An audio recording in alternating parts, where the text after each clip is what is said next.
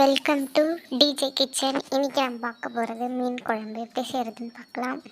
First ஒரு பேனில் எண்ணெய் ஊற்றணும். எண்ணெய் நல்லா காஞ்ச உடனே கடுகு, வெந்தயம், பச்சை மிளகா, வெங்காயம், கருவேப்பிலை போட்டு நல்லா வதக்கணும். வதங்க கொஞ்சம் உப்பு, கல் உப்பு சேர்த்துருக்கேன்னா போட்டு நல்லா வதங்கணும். வெங்காயம் நல்லா ப்ரௌன் உடனே தக்காளி, ஒரு கப் தக்காளி,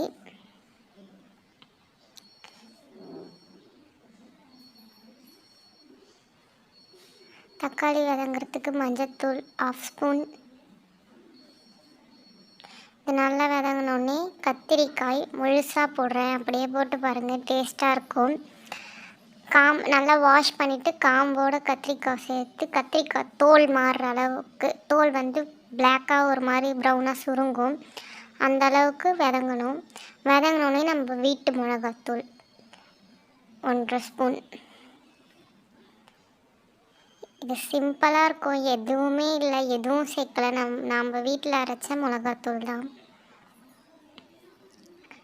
புளி தண்ணி கரைச்சி லாஸ்ட்டாக ஊற்றணும். நல்லா அதை வதங்கின உடனே புளி தண்ணி கரைச்சி ஊற்றணும்.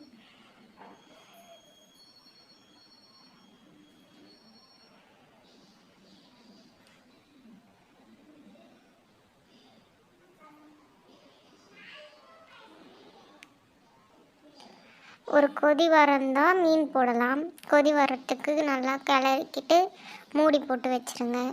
கொதி வந்த உடனே மீனை மஞ்சத்தூள் போட்டு வாஷ் பண்ணி எடுத்து வச்சுருக்கோம். அந்த மீனை எடுத்து அந்த குழம்புல போட்டுடுங்க. மீன் போட்டு ரொம்ப நேரம்லாம் இல்லை, 10 நிமிஷம் போதும் கரெக்டாக மீன் வேக.